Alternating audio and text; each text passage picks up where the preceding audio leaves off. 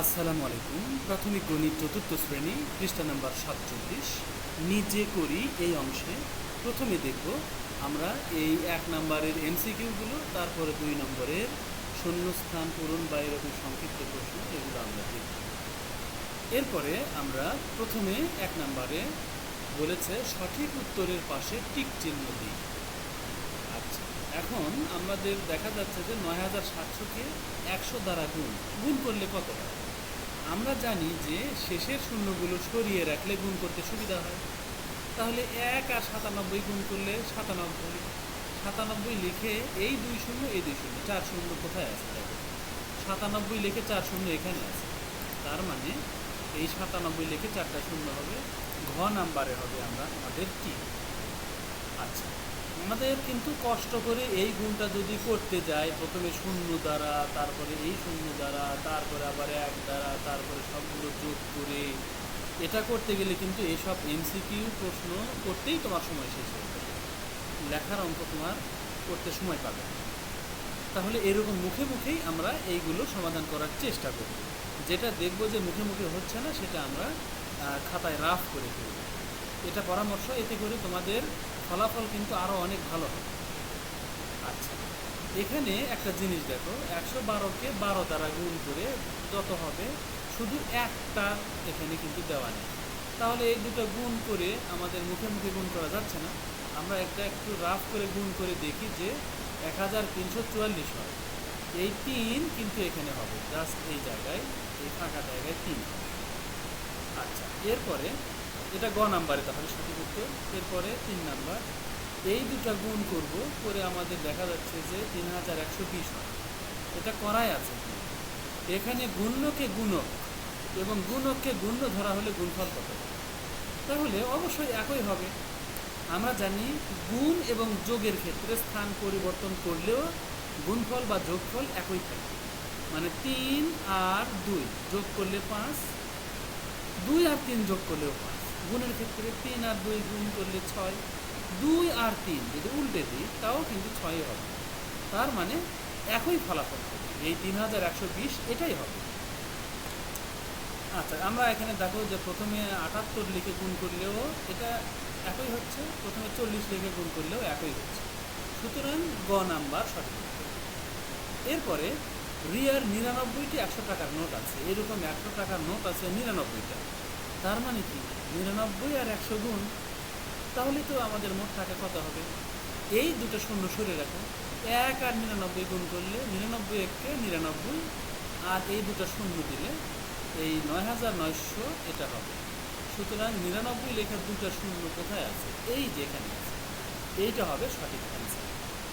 ব্যাস। আচ্ছা, আর এখানে দেখানো হচ্ছে 99 আগে লিখলেও যায়, পরে লিখলেও যায়।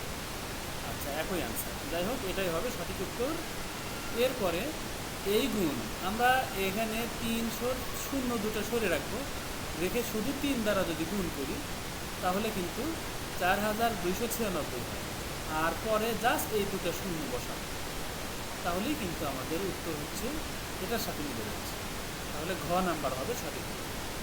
এখন নিচের প্রশ্নগুলোর উত্তর দেব।